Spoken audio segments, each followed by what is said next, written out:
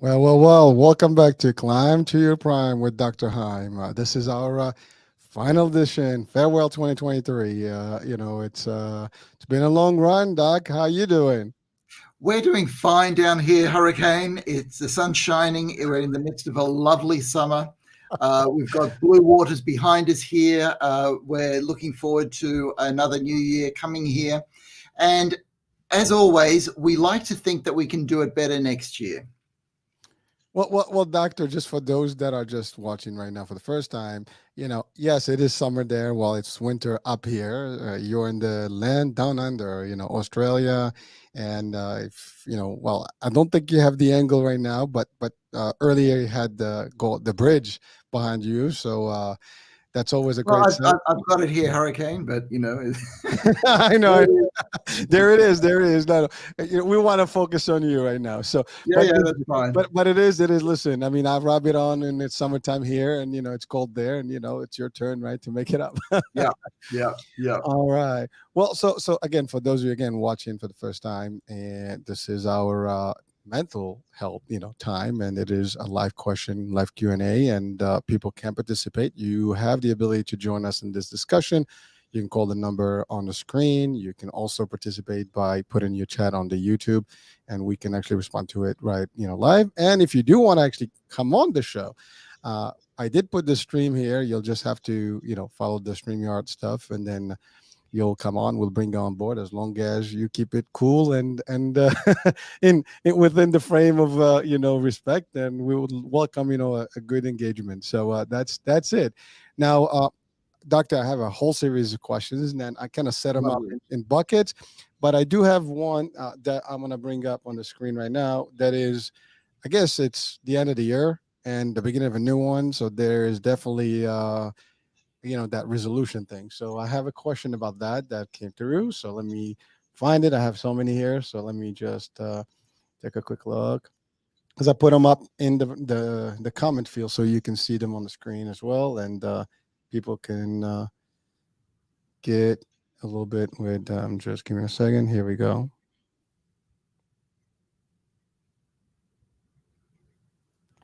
It's two-part question here, just because it didn't fit into one. So, hello, Dr. Heim. It is almost the new year, and this is when people start feeling the need to make resolutions, which I think are more illusions, as most, including me, never follow through with them. Yes.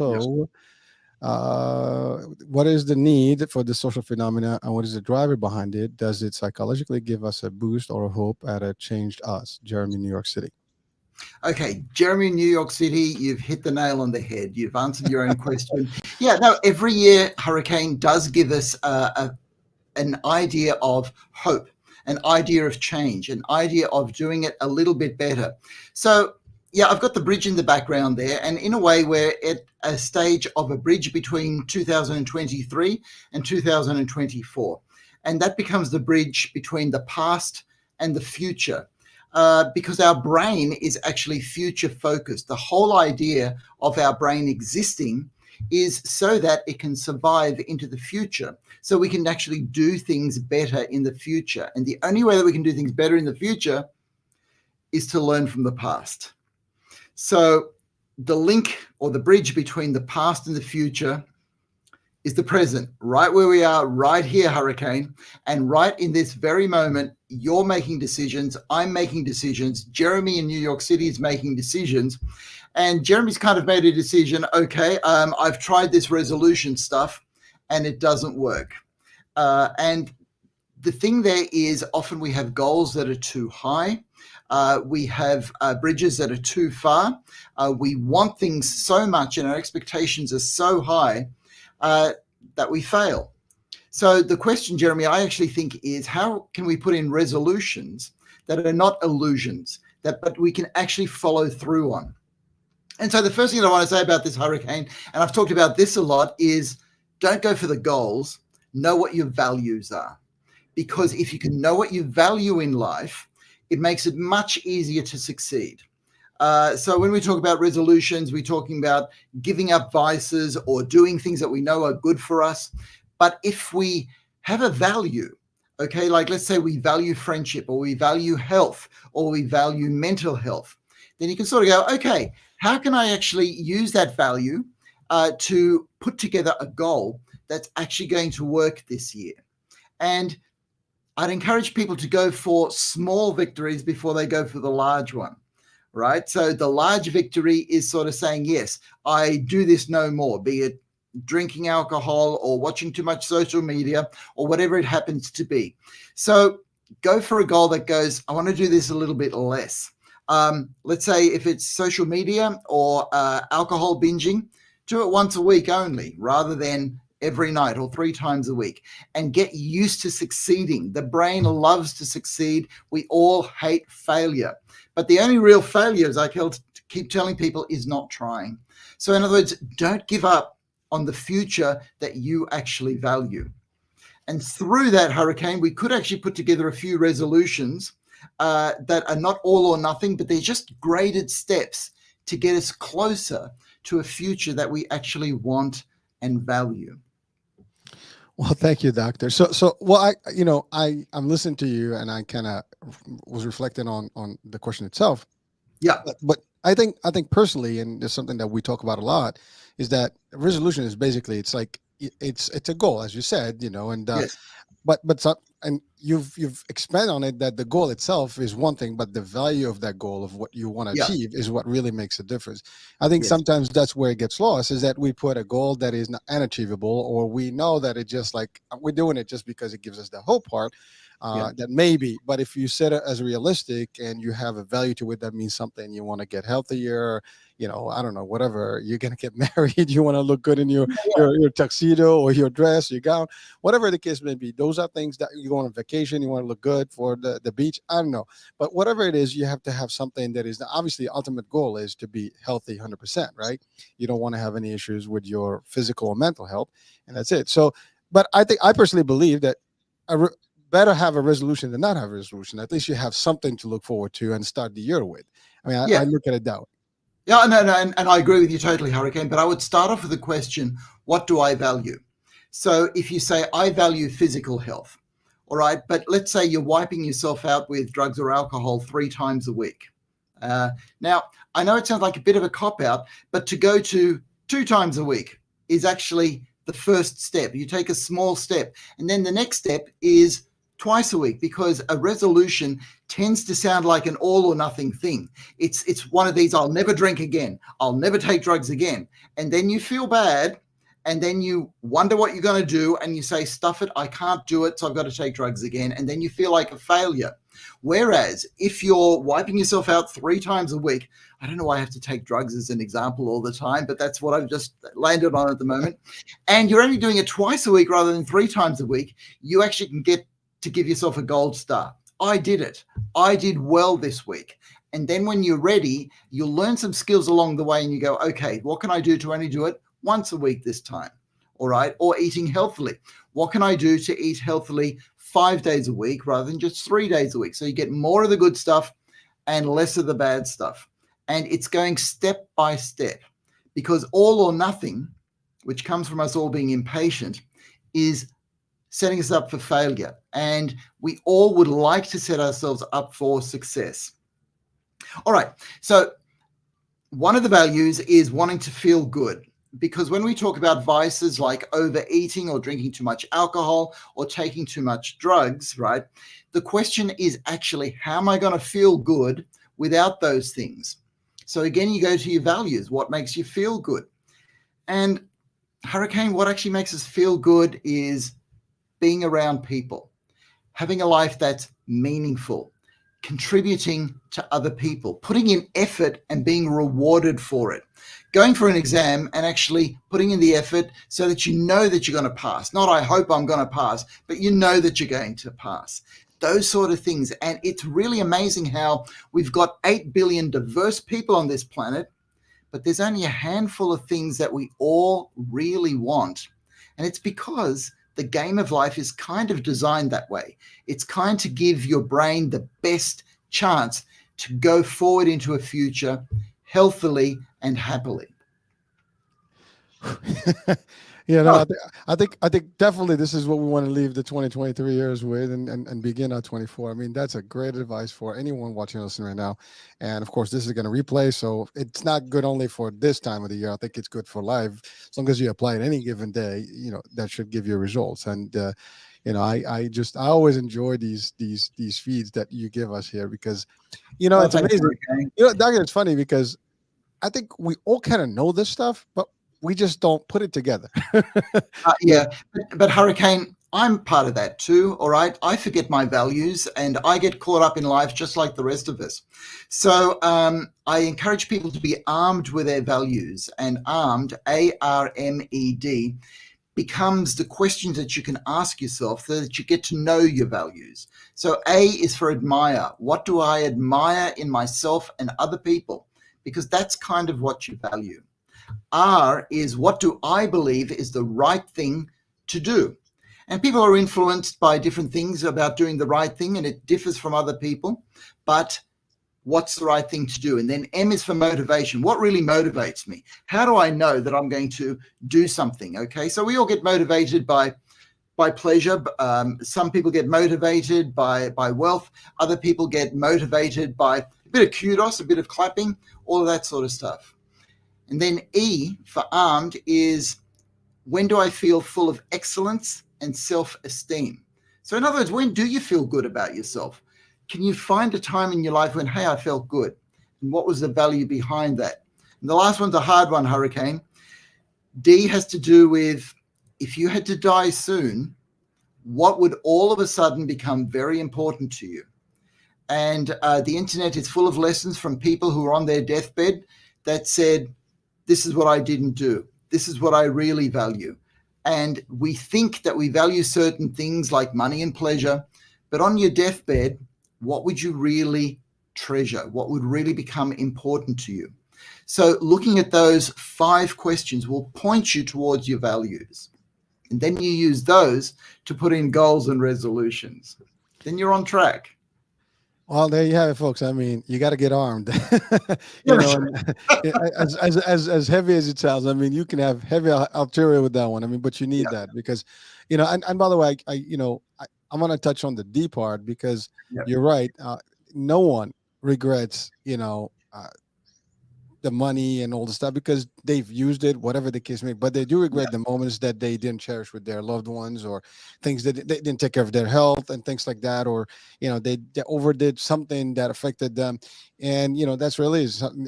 And at the end of the day, again, to your point, is what is your value? Now, someone can say, "Well, I just love my money, and you know what, I don't regret a thing," which would be fine, I guess. But you're right. That is maybe a minority versus the vast majority of people. That's not what the studies and the actual facts state today in real life. I mean, you said it. People can Google this up, or look it up yeah. on YouTube everywhere. I mean, listen. I mean, the best example we can talk about is Steve Jobs. I mean, he actually had. And people can look it up. There's a whole letter, or I guess something that he wrote, and I did read it a couple times where the money and all the stuff didn't matter to him. I mean, he would have given anything, for his health, and that's actually going for a lot of people in this world and before us, actually, because I think that's actually a standard, for humanity across, the history and the stuff. Everybody, money is good, and I always say it's good to have as a tool, but it's not everything, and it does not replace, your health, your family, your loved ones, and everything else. Oh, Hurricane, this has been wisdom for hundreds of years. And I'm thinking about a novel by Charles Dickens called A Christmas Carol, when an old Scrooge was shown what his life is really like if he continues this way. And he was so horrified that he started giving away his money and started living for what he actually valued. And that was to share a bit of kindness, to get to know his family, and to be part of the answer rather than the problem. And if it meant parting with a bit of money, that was fine with him.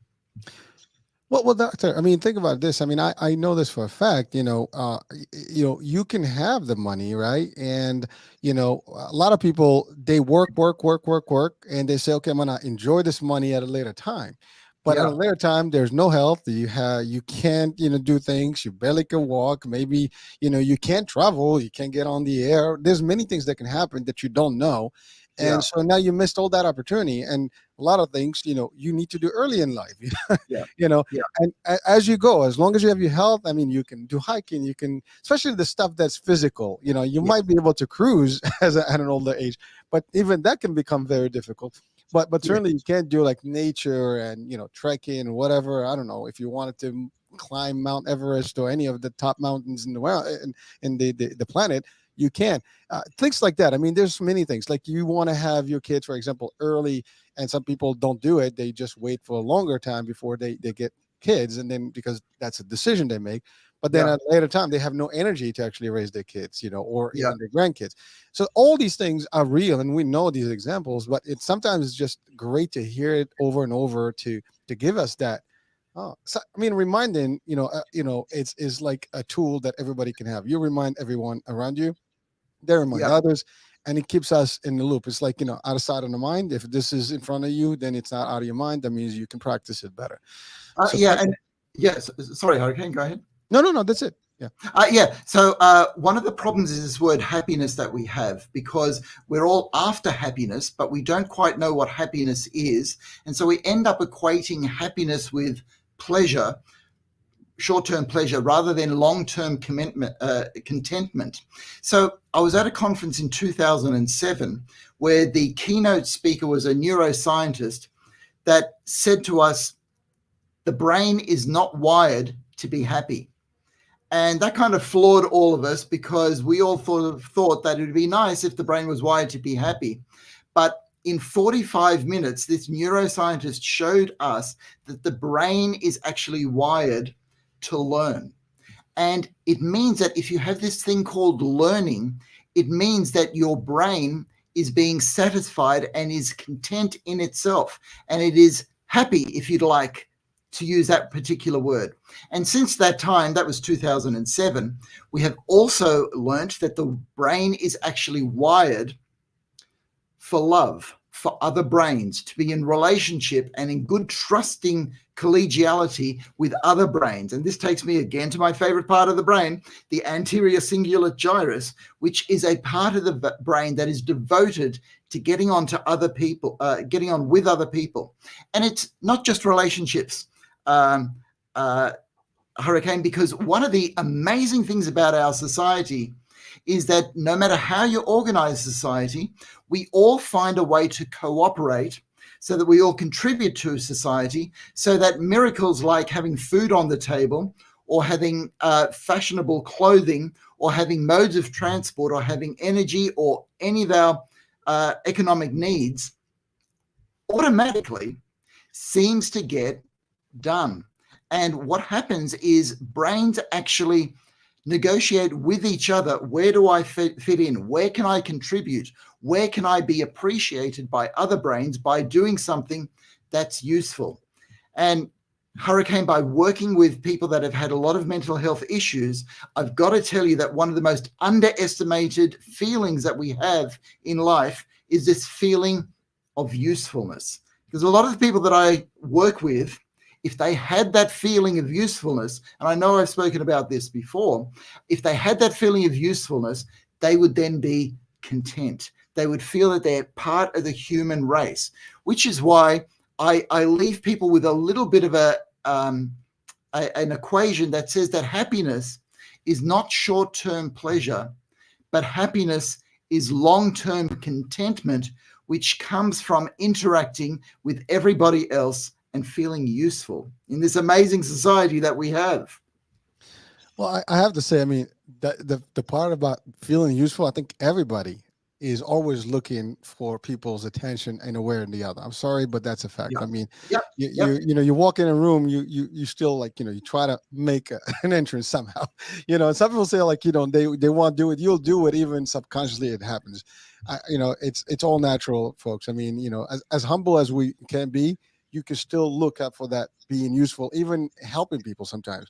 You Yep. want to do something just to show that you exist, Yep. and that you're part of whatever.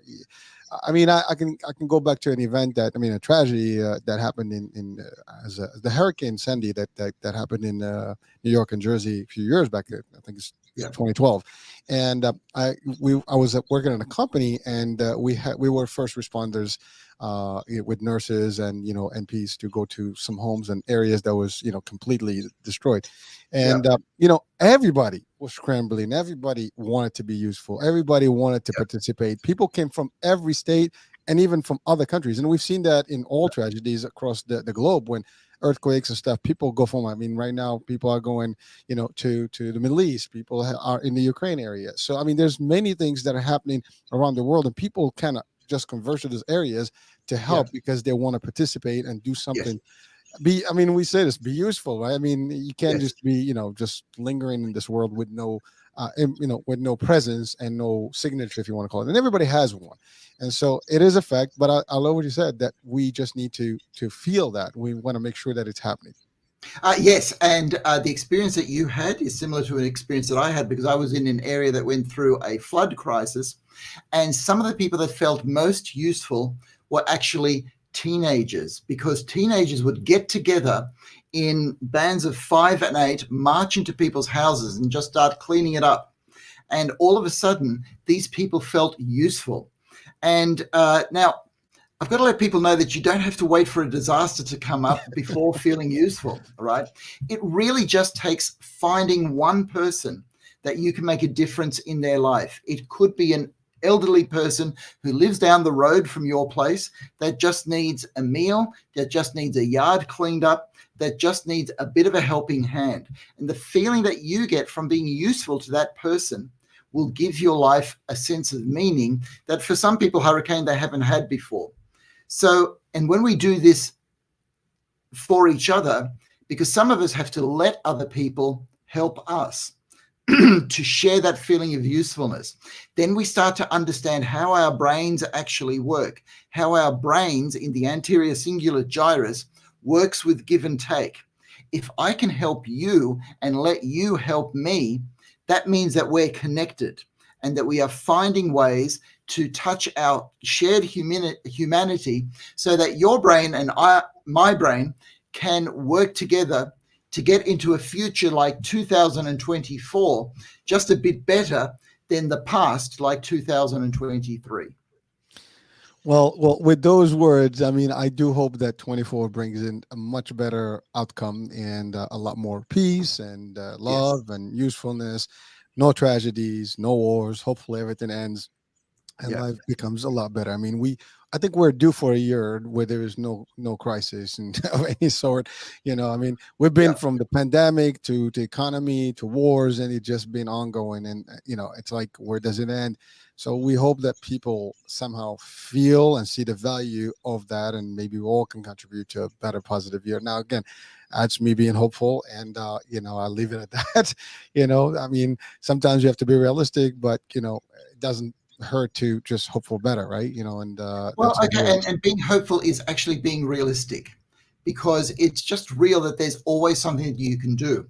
It's just that when we hear about wars in the world, pandemics, and things going on that are beyond our control, we start feeling that we're helpless, that we can't do anything about it, which is why I'm here to encourage people to see what they can do in their street, in their family, in their relationship, in their friendship group to say, hey, is there something that you need that I can fulfill? And if you start small, if you imagine millions of people making a difference in each other's lives, then that actually has an effect on the way the whole world actually functions. Because at the moment, social media can get us down, Hurricane, because we hear about all the bad stuff, because the marketing psychologists know that we're drawn through our curiosity to problems in this world. But if we can concentrate with each other to find, you know what, you've got something good about you, I've got something good about me, let's get it together and do something good in the world. However small, it will make a difference to the whole of this world.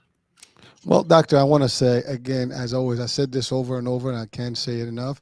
I want to say thank you because you are making yourself available to the world, and these hours that you've given. I mean, be it 10 hours a year, at least in this show, you've contributed to quite a bit of, hopefulness and success and help to, you know, people that we don't even know. And, and that's really what it is. I mean, yeah, we are on social media. We are on that Yeah, positive that's right. side, but you're right. There's a lot more negative than positive. Sometimes people just tend to just lean towards the negative because it's just attractive, as opposed to finding the positive, which there's plenty of it as well. I mean, That's if exactly right. you, Yeah. I know you see my feed, it's all positive. I just try to, Well, and that's just the push whole as thing. much as they can. That's it's the whole thing, Hurricane. I may talk about the things that I talk about, but you provide this opportunity. You provide the radio and the network, and it's together that we start doing this. And of course, if we had to mention everybody who's involved, it gets bigger and bigger, which shows how we as a species actually work together to do things that are worthwhile. And so, the more of this that we can have, the better that the future can actually look. Well, thank you, Doug. So I think we've spent quite a bit. I mean, on the No, first question, but it touches on a lot of things, and it's all solid, and it's important stuff that we needed to actually get out there, and hopefully people are listening, watching, and now or later they can benefit from this. And so it will replay after this as well, and then it continuously play, in the long term. So please feel free to see that. Now I'm gonna go to the next question. Are we ready, Doctor? yeah. All right. So, oh, that was already there. All right. So, what is your stance on the prospective ratification of internet gaming disorder? How does a gamer mind get affected by the games they immerse themselves in? And do they at any point become unable to? And the second part to it, to differentiate between real and game. Francis Phoenix. Oh, yeah. All right. Okay. Thank you, Francis Phoenix, because this is actually something that we touched upon in the last episode, Hurricane, or maybe it was the episode before that when we were talking about the ratification of internet gaming as a disorder, which Oh, is doctor, maybe that's what it is, because this was the first question on the list. From so we if we covered it, then I don't know. Maybe we can touch it on a different angle. But it was yeah, yeah. So whatever you want, Hurricane. yeah, no, that's fine, perfect. Sorry about that. No, Um, that's all right. and then let's say the next one. Hold on. Okay, here we go. This was I don't know if we covered this one now. No, I'm because this was leftovers from the last feed. So, what are the most Uh, important factors in a successful addiction treatment? Yeah, okay. This is actually really good. Thank you for the question, Matt. In a way, in addiction psychiatry and addiction physiology, so in other words, how addictions actually affect the brain, we're making a lot of strides. We're making a lot of inroads to understand what actually helps. And look, the most important factors at the moment, I'm going to go by the information brought to us by Gabor Mate, who wrote a book this year, and it was published, and it was called The Myth of Normal. And what he looked at is how trauma in each of our lives, now we don't have to talk about major trauma, we can talk about small trauma, make us feel bad. And this is actually what leads to addictions. So it's not just something in your genes that says you are destined to be addicted. It is feeling bad and trying to get away from that feeling bad that often comes from our childhood. And the insight that comes from this is that the people who are successful in addiction treatment, firstly, they find their own solutions. There is not a magic pill. There is not a magic therapy, but there is something that has meaning to them. And it is finding meaning and finding ways to feel good without a substance, without the actual addiction, that actually leads to successful treatment. So we'll take alcohol again. People tend to drink alcohol to forget. To forget what? What are you actually forgetting? Or to feel good. What do you actually need to feel good about? So the question is, what else can do it? What else can make me feel good? What else can fill that void, right? And so in my own clinical practice, I've seen that people need certain things to feel good. They need to feel that they're part of a group. They need to feel useful. And we're coming back to the same things that we were talking about before. And they need to find meaning in their life. And I think this is one of the most difficult things about 21st century life, is that we're all called upon to find our own meaning. Nobody's allowed to tell you what the meaning of life is, whereas even last century, we had large structures like the church, the government, the education institutions saying this is what gives life meaning. Do this and you will feel good about life. And we've questioned all of that. And questioning that is a two-edged sword. It does lead to more individual expression, but it does lead to more individual responsibility. And in the trap between the two, there are a lot of people caught saying, okay, I don't know how to go forward. So in that situation, find something that you actually love. And so I'm going to give two examples. One is a person that I have actually treated, and they were able to get rid of their cocaine habit. And what happened there was this person was actually engaged, and the person that they were engaged to became part of the treatment and said, look, we can't get married unless this addiction is gone. And then the person who was addicted said, holy hell, this is a crisis in my life. I don't want to lose her as well. And so she became the catalyst to him finding more meaning and something that made him feel better than the addiction itself. So the relationship became meaning that he didn't have before. And for other people, I often ask a very strange question. And that question is, what did you want to be when you grew up, when you were 8 years old? And people go, 8 years old. And they go back and they say some strange things, you know. They say, oh, I always thought I would do this. Oh, well, that's impossible. I think I had one person who wanted to be a fire engine when they grew up, you know.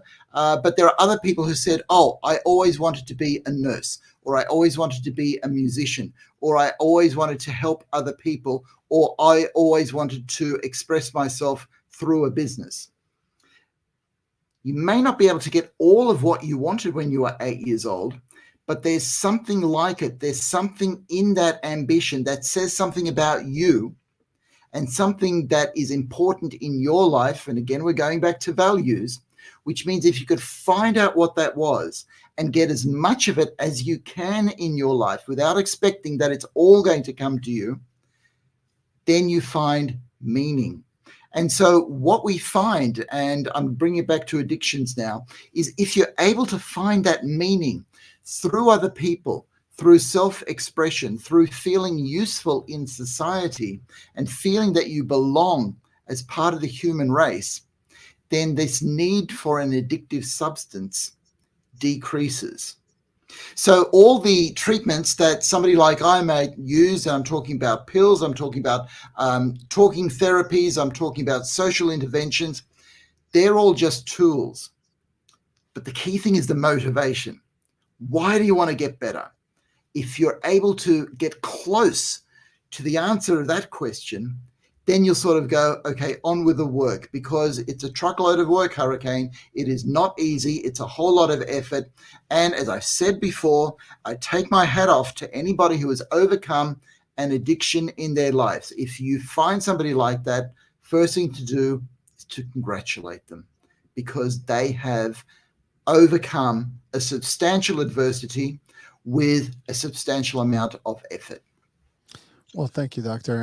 And you know what? I have actually had various guests who actually have changed their lives, and from addiction to real resources and doing great work in the community and helping people through coaching and things like that, and teaching people what not to do, hopefully to get better. So it's amazing, you know. I mean, but you're right that, you know, this thing with addiction is global. It's never going to end. I mean, it's always there. There's so many things that are addictive around. I mean, as simple as talking about social media, that's addictive these days. It can be very. I laugh all the time when I'm driving and I see people walking without even looking. They don't even look up. They're just in the phone and crossing. I mean, in the vehicles. I mean, I sometimes I want to just record them, like, you know, just because they're like literally like they're driving and they're right there on the phone. I mean, it's like, what the hell? I mean, it's unbelievable. But Okay, There's so let's go into the brain to explain how that happens, okay? Because that's actually really important. Because there are ways out of it. The thing is that you've got to take a step back and see what social media or any other addiction is actually doing to your brain. And now the thing is dopamine. Dopamine is a chemical that mediates our experience of pleasure. Anything that we enjoy eating, anything that we enjoy talking about, anything that makes us feel good will release dopamine in our brains, and the brain will want more of it because the feeling is so good. The problem is that our whole society is full of so many different things that can give us dopamine that our expectation of getting dopamine goes up higher. That means we've got to have more social media or more things that bring us pleasure. All right. But here's the thing. That's all that addictions tend to give us. Not quite, I'm overdoing it there, but it's a big hit of dopamine. But there are other chemicals that make us feel good. And I'm thinking about oxytocin. I am thinking about serotonin. And I'm thinking about beta endorphin, which is the chemical that gets released when you're with a group of people and you laugh together. It makes you feel that you are part of the human race and that life is worthwhile. It's actually an amazing feeling for the brain, and it keeps us together as human beings. But you see, if we don't get together with people and we're all on our own little devices, we may be laughing at a joke that we've heard for the first time, but when you're with a group of people, you can actually have a good big belly laugh at an old joke that you've heard 100 times simply because you're with other people. And that's the feeling that we want. Same with oxytocin. Oxytocin is a feeling that you get being around people that you trust, that you like, and that you love, right? Being on the internet, being on social media does not give you that feeling. And even people who keep in touch via the internet know that there's a feeling that's missing when you see the person that you love or like in front of you and you're talking about stuff. It's not the same as being in the same room as them, because that feeling that gets transmitted through our eyes, through what's called mirror neurons, actually leads to more release, not only of dopamine, but also serotonin, oxytocin, and beta endorphin. So I'm explaining that because that actually works towards Gabriel Mate's idea that if you find something that's worthwhile and something that gives you that feeling of feeling good about being part of the human race without drugs, you can get to overcome addictions, including social media addiction, much easier. But you've got to be aware of it and you've got to make certain decisions. Well, thank you, Doc. And it's amazing because I'm listening to you. There's a couple things I want to just add there. One is I just experienced this a couple weeks ago where we were at this place restaurant and we were at the waiting area, and there was a whole family sitting next to each other, and everybody was on their phone. Yeah. And I was just looking at them like, I wanted to say something. I was really trying to jump and say like something like, okay, just keep your mouth shut, because I can be a mouthpiece there. But it was really amazing. Like, you're right. I mean, they're right there. They're gonna have dinner together, but they were all on the phone. Yeah. Which was weird. Yeah. But I wanted to relate to something that probably people can understand more, is that, for example, if you have family overseas, right? Yes. You can WhatsApp them, you can talk to them, but Yeah. it's not the same as when you travel there or they travel to see you and they're with you in the same room. I'm sure you have that same feeling when you travel Yeah. and see family, and that's the thing. I mean, you're right. It's one thing to look at people and I mean, it's closer, but it's not the same feeling. You can't hug them. That's exactly right. Okay, so radical idea, Hurricane, radical idea. Okay. What if instead of us all wanting to travel the world, we got to a situation where we all wanted to just sit put in our hometown to enjoy the people around us? And our holiday had to do with stopping work and having parties together and getting to know each other a whole lot better again. Because what happens in our affluence is you're able to go on this trip, I'm able to go on that trip, and then we miss each other. We don't see each other in our hometown, and we come home and we say, oh, I want to tell you what a great time we had. but I can't tell you because you're going overseas on your great trip. So we have the experience, but we don't have the sharing. And in our society, I believe we're going to get to a time where we say, you know what, we've lost too much for our pleasure, for our travel, for our career and our money. And we've lost too much of our relationship, our acceptance, and our understanding. And why don't we try to have more of that in 2024 than we did in 2023? Well, listen, that's the hope. That's what we want. I mean, that's the bottom line. We want to do a lot of stuff. I mean, again, Oh, yeah, we do. We can talk about things, but actions speak louder than words, as they say. Yeah. And so, folks, if watching and listening, Doctor is giving us some basic elements that we can take to the bank and apply, and we will be better. I mean, again, you can hear this is not just psychiatry or psychology. This is brain chemicals and how it works and how we're supposed to function as a species. And so it does make a difference. So thank you, Doctor. All right, shall we proceed to the next one? Now, this is actually, I'm going to enjoy this one because I think I would agree to this question myself. But here we go. I can't understand why my child is always against anything I say or ask. Why is it that it is always a no? Is it something I'm doing, or is it simply child psychology, or it is a human default setting? Mark, Georgia. Okay. Good question, Mark. By the way, I experienced this with my kids, so I don't know, but go ahead. Oh, no, that's all right. Mark, thank you for asking that question. For all the parents that get infuriated by children that say no all the time or just seem to refuse and all of that. Okay, so a lot has to do with how old the child is. So one of the most amazing things about having children, because it's a peak life experience, is you get the experience and the responsibility of creating and nurturing another human being.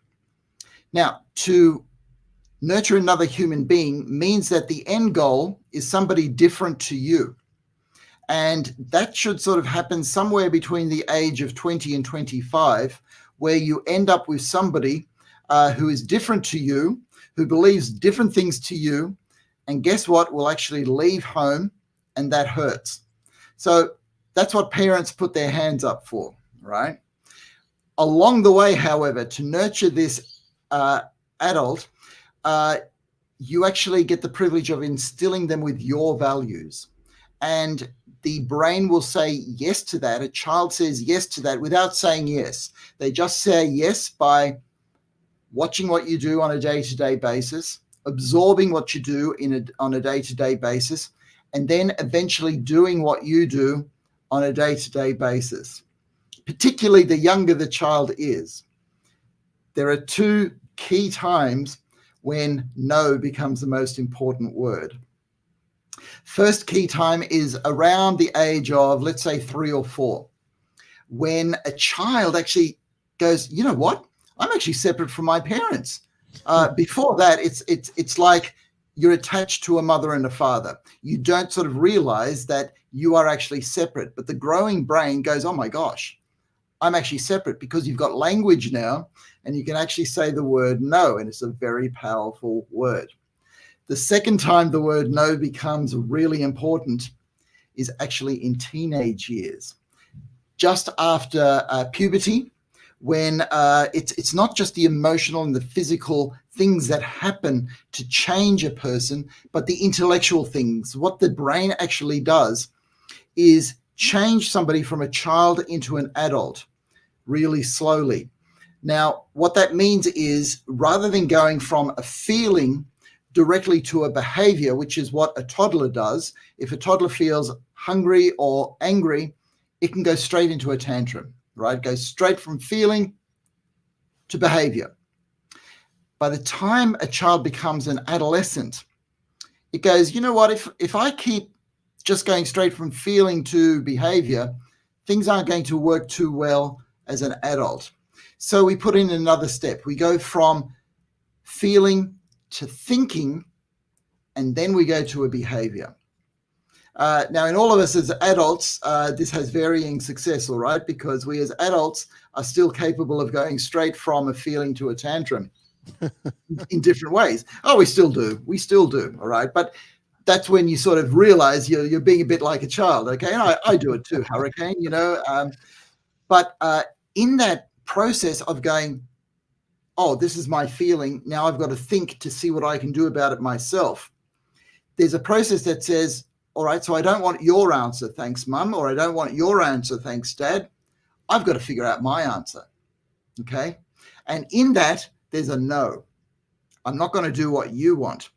And there's a bit of trial and error. I'm going to try a few things for myself. Some of them will work and some of them won't work. And then there's a mum and dad to pick up the mess and not say I told you so too harshly, all right? But to be there to say, okay, what did you learn from that? That's good. Being a coach. So the older the child is, you become more of a coach rather than a total carer and nurturer, which is what you definitely are when the child first arrives. So no is actually not only a powerful word, but it shows that you're doing your job right. You're actually doing well. But here's the catch. Every developing person is also subject to a whole lot of influences in our life that are not the best for the developing person. And yes, I'm talking about addictions. I'm talking about social media. I'm talking about opinions and influences that are not in the best interest for us or for our children. Because I don't know if you've noticed this, Hurricane, but there are a lot of people out there that, want to manipulate us for commercial gain or for their own agendas. And that's, again, where a parent needs to become a coach so that when a child says no, they're not rejecting the parents' values, but they're actually accepting their own responsibility so that they can negotiate this very complex world that we do have. So, thank you, so, Doc. so I'm just going to summarize for Mark to say that one of the reasons that their child is saying no is because Mark is actually being a good parent and allowing them the freedom to be able to say no. Because the last thing that you want is a child afraid to say no, right? And that when a child says no, and I mean particularly as an adolescent, that's the time to go into coach mode.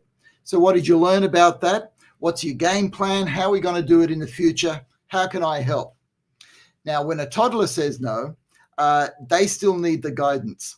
They still need sometimes to be picked up and put into the seat and let's say in a car, they need to be strapped in, doesn't matter what tantrum they're having, because you're not going to drive home if that child is not in the harness.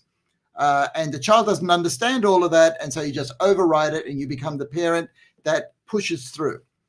That tends not to work when a child is 14 or 15. So it's moving from total carer to coach. I can just imagine that. Yeah. Well, doctor. I mean, I hear you, and by the way, I mean, it's amazing because that is like I agree. It's a default. I mean, kids, the first thing they say, you tell them no. I mean, I'm not doing it, like just like that. But I guess now for the first time, actually, I'm clear about why. That's right.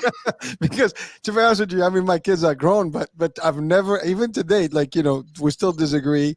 Now I tell them, like, listen, it's your funeral. Do what you got to do. Like, life is going to teach you things. I'm just giving you advice. That's it. You want to take it, great.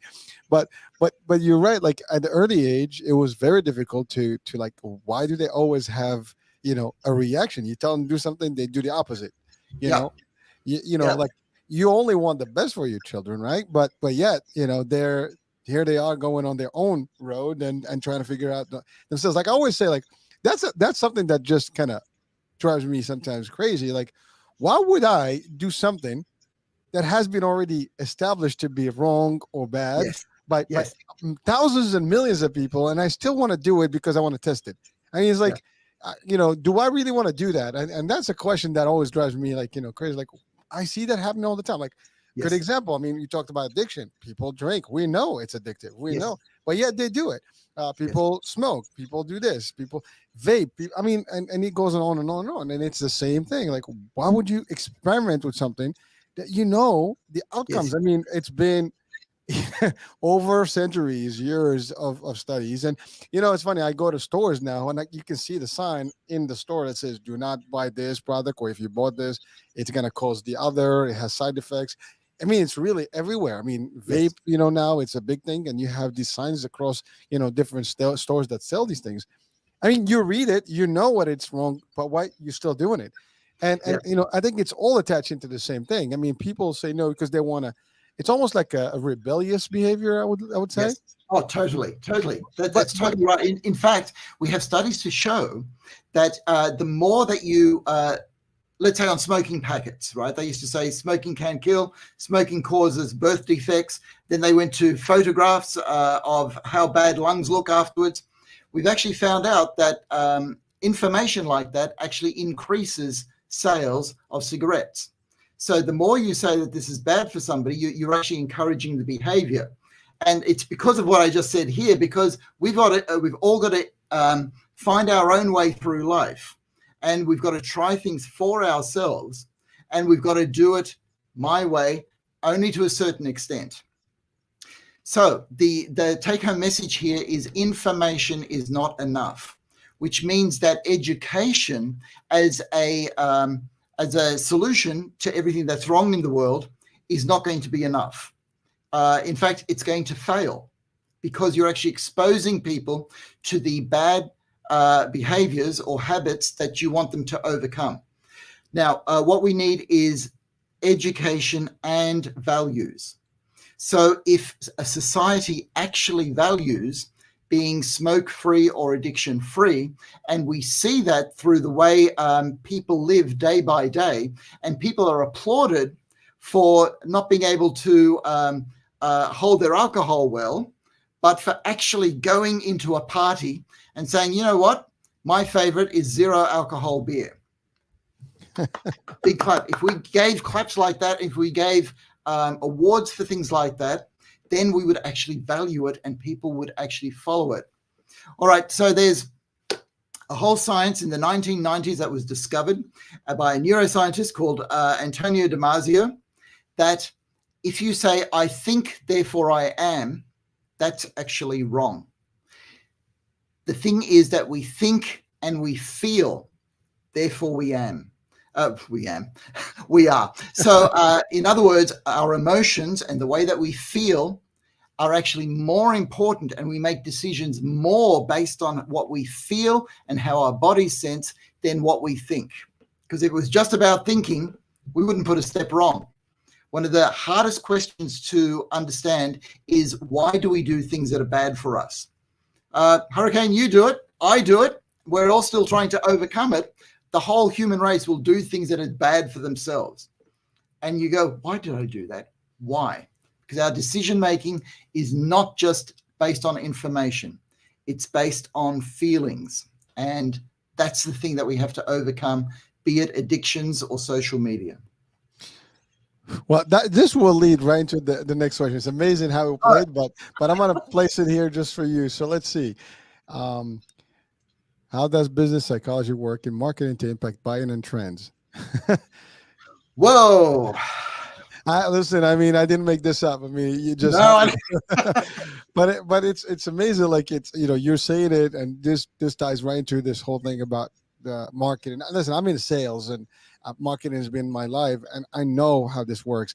It's just what it is. I mean, we are considered quasi influencers as well, and so people do look up to you and things like that. I mean, listen, my wife gets all these companies that they want promotions and things like, as you said, that they want people to do promotions, and we try to be very picky about which we use because it has to make sense also within our mission, right? But it's very difficult because it's very what can I say? It's attractive in a way. It is also you don't want to be misled. You don't want to mislead people, and it's very difficult. But marketing works in the best shape and form. It's very powerful.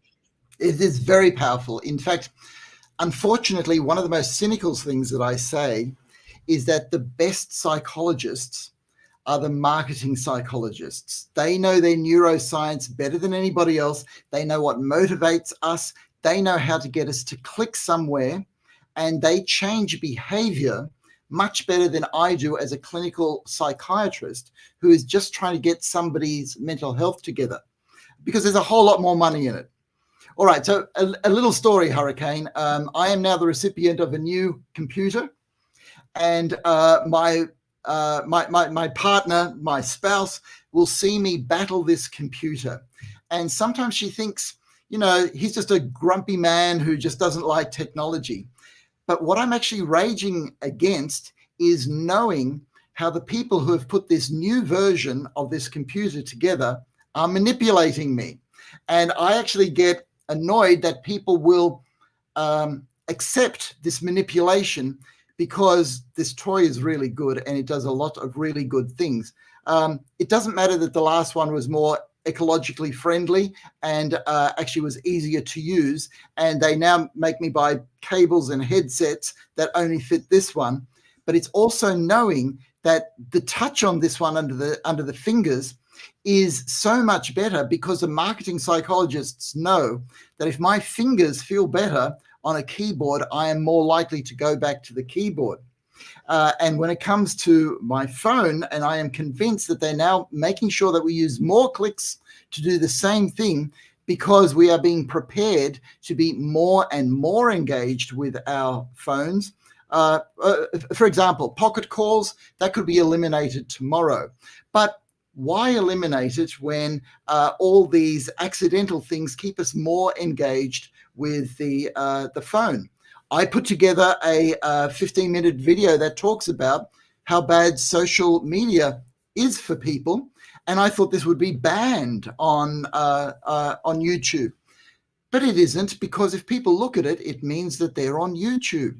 And it's all part of this game to keep people alive and engaged on computers. So unfortunately, it's not only influential, but it's subversive. They are playing with our brains far too much more than we realize. Okay, so I got to go back to the brain, because we're talking dopamine hits. We're talking our very communication, and more than just communication, because as a psychiatrist, I know that dopamine is the chemical that mediates our experience of reality itself. We feel that we are really engaged when we are under the influence of dopamine. We feel that we are really alive, which is why I, like everybody else, have to limit my own time on my computer, because I sort of think, I'm looking up information here, I'm organizing all this information. But marketing psychologists know that that's how you get people like me to spend more time on the internet. So it is a problem, because the bottom line is the internet and social media, they are just tools. They can be used for good. They can be used for evil.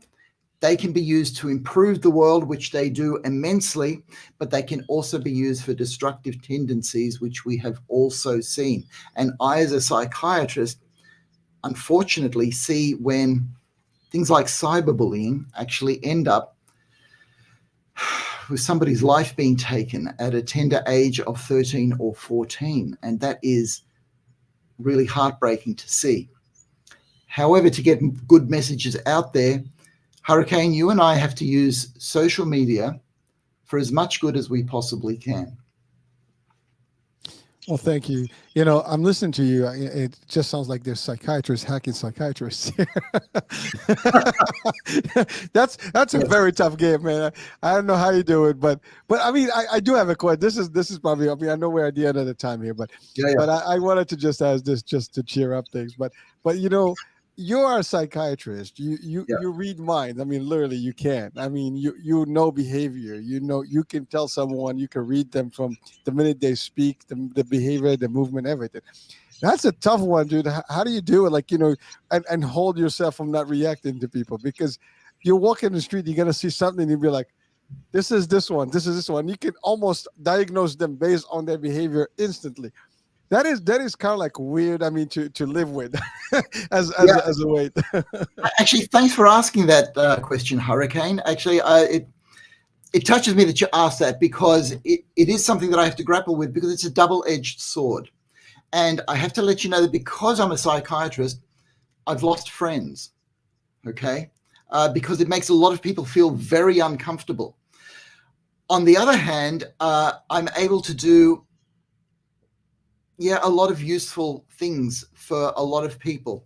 So I also find that sometimes I've got to hold back with myself because it gets too much. Because sometimes I lose contact with day to day reality because things that are second nature to me aren't second nature to other people, and nor should they be.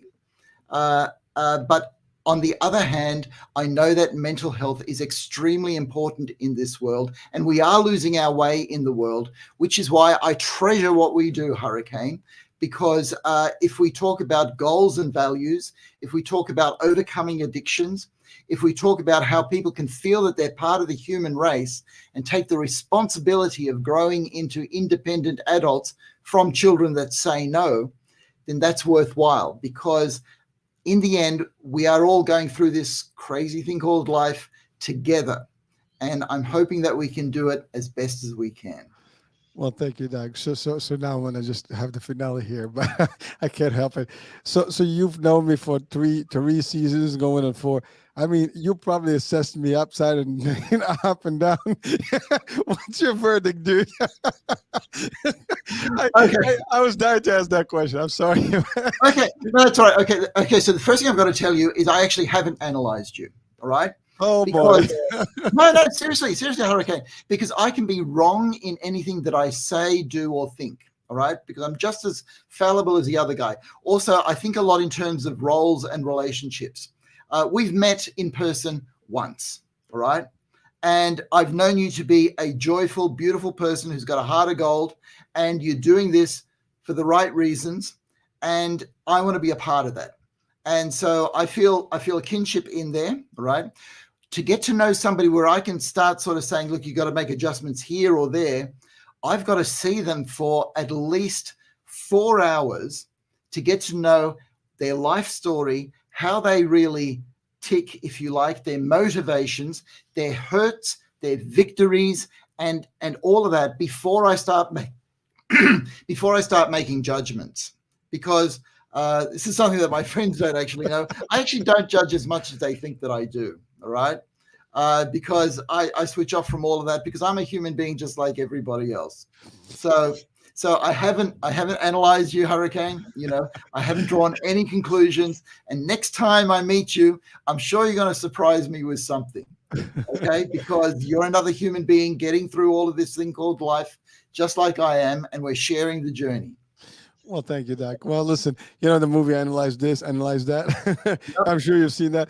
Well, yeah, but it's amazing. But it's true though. Like, I met you, we talk, and I've actually had a couple of psychiatrists and psychologists that I've interviewed. I know someone that I've sat down with and hang out with quite a bit, and she was like one of my first shows. And I have to say, like, there's always that feel like, am I being psychoanalyzed right now? It's like it does. I mean, it does cross your mind, but be like would you? I have to say, I didn't. I really never. I never thought about it until like the last week or so. I'm like, I wanted to close this last episode with a question and just to see Yeah. what's the verdict there. But I guess I know now. So next time I'll spend more time with you just in case to see how you'll Oh, come up with. no, but Hurricane, you're full of joy and you're full of purpose. All right, and I don't want to lose you. All right, because we got a good thing going here. All right. Friendships are precious, so we got to take care of them. Things can easily go wrong, and I'm a human just like anybody else. I don't put myself above to sort of say, oh, I see that and that, because you know what, that sort of stuff, it's going on in me too. All right, I'm still trying to get through just like everybody else is. So we got to laugh a little bit, We do. take things with a grain of salt. Well, Doctor, I have to say, you are as well a joy. You and your lovely partner in life and in crime, Yeah. Caroline. Greetings to her here. And frankly, I have to say, like, it was just the same, feelings when I met with you in person. I mean, I wish we had more time. Literally, I mean, if you had time, you would have stayed over it, because I can tell you that's We how will we do it do it. again. We will That's do how it. we do it. You and then you can do all the psychoanalysis you want. It's all good. I'm not. There's no shame in this game. And by the way, here's the thing. Like, you said you've lost folks. To me, if you give me if someone's going to give me constructive criticism, it would be you, and I'll take it, because at least you know that you can guide me better. I know that I'm going to benefit from it, not the other way around, right? Sometimes people will criticize you and they have no say in the matter, but at least if you said it, you will know more or less about what that means, and maybe you'll open my eyes to it. So I'm open to that. So psychoanalyze me anytime you want, dude. Oh, that's funny. All right. Well, listen, this basically concludes, our 2023 season, and this is the farewell 2023 show. Doctor, it was an awesome time. We really I enjoyed this. Oh, so did I. This is always fun, Hurricane. Always fun, And I do have a lot more questions that we posted, but we'll post them, and some of them were very heavy. So actually, somehow it worked out. I didn't want the heavy stuff to close the year with. I wanted to have a cheerful, end of the year. So we did, and we didn't go into anything that is depressing or negative. So Yeah. So hopefully, we'll catch on. There's plenty of time for that. And I have to say, Hurricane, in a few hours, that bridge behind me is going to be ablaze in color and fireworks. And to me, that symbolizes some of the joy in the hope that we have that 2024 is going to be a little bit better. So for everybody around the world, Happy New Year from the Sydney Harbour Bridge. Well, thank you, Doctor. So we're going to use that as an actual drop there. Say it one more time. Happy New. Hold on. Say it one more time. All right. So to everybody out there, a Happy New Year from the Sydney Harbour Bridge. All right. That's Dr. Heim signing out of, 4-hour show here. Well, it's funny because you will experience the New Year before most of the people on this planet. Yep. So but that's we're still tomorrow on for this you guys. little ball together. We're still on this little ball together, I know, but you guys are tomorrow, I believe, right? So yeah, that's right. That's right. So we're the day after tomorrow. So imagine that. Right. It's just unbelievable. But well, so say hello to the new year for us.